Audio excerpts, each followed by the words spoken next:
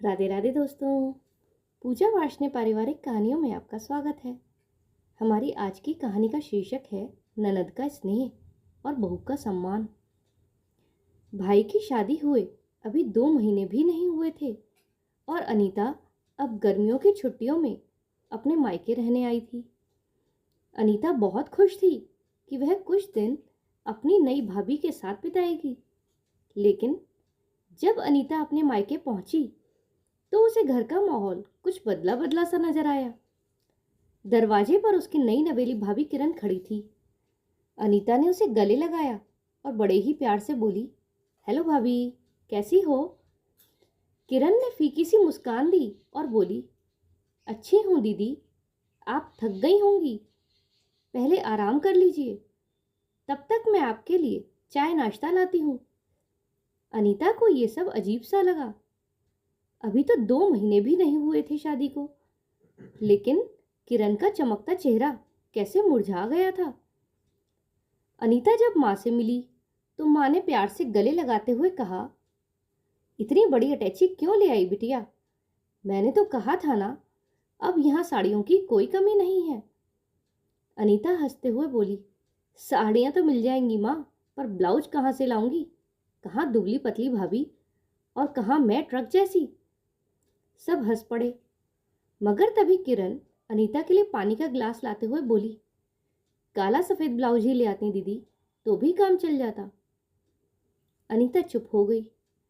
दोपहर को खाने के समय पर अनीता को अपनी भाभी का व्यवहार थोड़ा अजीब लग रहा था। वह बहुत चुप चुप और डरी डरी सी थी। हर बात में वह माँ की शक्ल देख रही थी। शाम को अनीता ने वह गिफ्ट्स का बैग खोला जो वो सबके लिए लाई थी। भाई संदीप के लिए लेदर का वॉयलेट, छोटी बहन पूजा के लिए गाउन सूट, छोटे भाई रजत के लिए कलाई घड़ी और भाभी किरण के लिए सुंदर सा हैंडबैग। अनीता ने बड़े ही प्यार से बैग किरण को दिया और कहा, भाभी ये आपके लिए। किरण ने झिझकते हुए बैग उठाया, मगर अगले ही पल सास कमला देवी की तरफ बढ़ा दिया। अनीता हैरानी से बोली, क्यों भाभी, क्या हुआ? आपको अच्छा नहीं लगा? किरण सकपका गई। अच्छा तो बहुत है दीदी, लेकिन इससे पहले कि वो अपनी बात पूरी करती, कमला देवी बोल पड़ी, अरे रहने दो, इसे तो कुछ पसंद ही नहीं आता, बस नखरे ही करती रहेगी। ला, ये बैग मुझे दे दे, मैं इसे बाद में दे दूंगी। तब अनीता ने कहा, क्यों मम्मी, ये बैग मैं भाभी के लिए लाई हूं, तो उन्हें ही रखने दो ना। लेकिन तभी किरण घबराते हुए बोली, नहीं नहीं दीदी, अभी इसे आप मम्मी के पास ही रहने दो, मैं बाद में ले लूंगी। ऐसा कहते हुए किरण की आंखें नम हो गईं और वह तेजी से कुछ काम है का बहाना करते हुए अपने कमरे में चली गई, क्योंकि उसकी आंखों से आंसू निकलने लगे थे और वह नहीं चाहती थी कि कोई उसे रोता हुआ देखे। अपने कमरे में जाकर वह बैठकर रोने लगी और पुरानी बातों को सोचने लगी। शादी के कुछ दिन बाद संदीप और किरण जब अपने हनीमून ट्रिप ऊटी से घूमकर लौटे तो वो सबके लिए तोहफे लाए थे। माँ के लिए रेशमी साड़ी, पापा के लिए जैकेट, पूजा के लिए ईयररिंग्स, रजत के लिए बैग और अनीता के लिए ऊनी स्टॉल। संदीप ने अपनी पत्नी किरण के लिए भी खास सिल्वर कंगन लिया था। सभी तोहफे फिर उन दोनों ने खुश होकर अपनी माँ को दिखाए। किरण अपने मायके वालों के लिए भी कुछ गिफ्ट्स लेकर आई थी। उसके मायके में गिने चुने 3 ही तो लोग थे, उसके मम्मी पापा और छोटा भाई। वह उन सब के लिए भी गिफ्ट लाई थी। और वैसे भी जब वह मायके गई थी तो उसके पापा ने 10,000 रुपये उसके बैग में डालते हुए कहा था, बेटा तू घूमने जा रही है तो जी खोलकर खर्च करना। तब उसने बड़े मन से अपने परिवार के लिए गिफ्ट लिए और सोचा कि जब मैं उन्हें दूंगी तो वो लोग कितने खुश होंगे। लेकिन जब उन दोनों ने वो गिफ्ट भी अपनी सास को दिखाए तो सभी गिफ्ट सास ने अपने पास रख लिए और वो सिल्वर कंगन पूजा ने निकाल लिया और पहनकर बोली, भाभी ये तो मुझ पर ज्यादा अच्छा लग रहा है। तब कमला देवी हंसते हुए बोली, हाँ हाँ, तू ही पहन ले, लेकिन अभी रख दे। जब कभी किसी शादी पर या हमें कहीं घूमने जाना हो तब पहनना। रोज रोज पहनने से ये कंगन खराब हो जाएगा। ये सब देखकर किरण का चेहरा उतर गया। उससे ज्यादा गुस्सा संदीप को आया, क्योंकि उसने बहुत ही मन से अपनी पत्नी के लिए वह कंगन खरीदा था जो उसकी बहन ने हड़प लिया था। वह कुछ कहना चाहता था, लेकिन किरण ने आंखों से इशारा करके मना कर दिया। फिर 2 दिन बाद उसका भाई उससे मिलने आया, तो उसने भी पूछा, दीदी हमारे लिए क्या क्या लाई हो? तब किरण अपनी सास के पास गई और उनसे बोली, मम्मी जी, जो मैं अपने भाई के लिए गिफ्ट लाई हूँ प्लीज़ वो दे दीजिए, और मेरे मम्मी पापा वाला गिफ्ट भी दे दीजिए, मैं उसी को दे दूंगी। तब सास बोली, क्या तुम्हारे माँ बाप तुम्हारे यहाँ का गिफ्ट लेंगे? उन्हें शर्म नहीं आएगी? और वैसे भी किसी को बताने की क्या ज़रूरत है कि तुम उनके लिए कुछ लाई हो? अरे अभी आगे पूजा की शादी करनी होगी, तो उसके लिए भी तो गिफ्ट इकट्ठे करने हैं। किसी को कुछ भी देने की ज़रूरत नहीं है, कोई भी बहाना बना दो। किरण दुखी होकर चली गई। हार कर उसने अपने भाई से कहा कि भाई, मैं तेरे लिए गिफ्ट लाना भूल गई। भाई बोला, अरे कोई बात नहीं दीदी, मैं तो ऐसे ही मजाक कर रहा था। फिर थोड़ी देर बातें करने के बाद वो चला गया, लेकिन किरण को पता था कि उसका भाई बहुत दुखी हो गया था। अभी वह ये सब सोच ही रही थी कि अनीता उसके कमरे में आई और जोर से आवाज लगाते हुए बोली, भाभी कहाँ खोई हुई हो? अनीता की बात सुनकर किरण चौंकी और वर्तमान में लौटी। फिर बोली, नहीं दीदी, बस ऐसे ही। फिर अनीता उससे बात करने लगी और पूछने लगी, भाभी ये बताओ कि तुम इतनी उदास क्यों रहती हो? तब किरण ने कहा, नहीं दीदी, ऐसा नहीं है, आपको कुछ गलतफहमी हो रही है।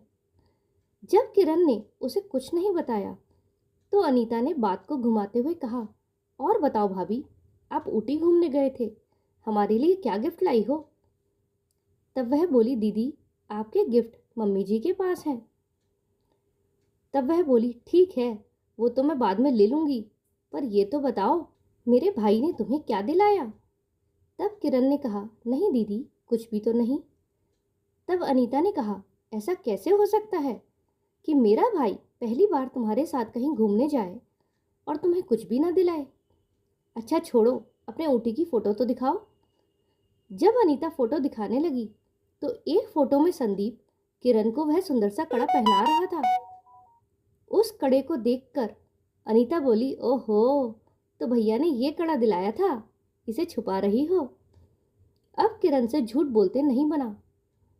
उसे समझ में नहीं आया कि क्या जवाब दे, तो फिर धीरे धीरे उसने सब सच अनीता के सामने बता दिया कि माँ ने कैसे सब गिफ्ट रख लिए, यहाँ तक कि उसका कड़ा भी, और उसके मायके वालों के जो गिफ्ट थे वो भी नहीं देने दिए। जब अनीता ने ये सब सुना तो उसे बहुत बुरा लगा। वो समझ गई कि उसकी भाभी का दर्द क्या है। उसने धीरे से किरण को समझाया, भाभी आप परेशान मत हो, मैं सब ठीक कर दूंगी। अगले दिन अनीता ने पिकनिक जाने का प्रोग्राम बनाया और सब लोग जवाहर गार्डन गए। लेकिन घूमने जाने से पहले छोटी ननद अपनी भाभी के लिए उसका वही कड़ा लेकर आई, और जो पर्स अनीता ने दिया था वो पर्स भी लेकर आई कि भाभी, माँ ने ये दोनों चीज़ें दी हैं, आप इन्हें अपने साथ लेकर जाइए। किरण हैरान रह गई।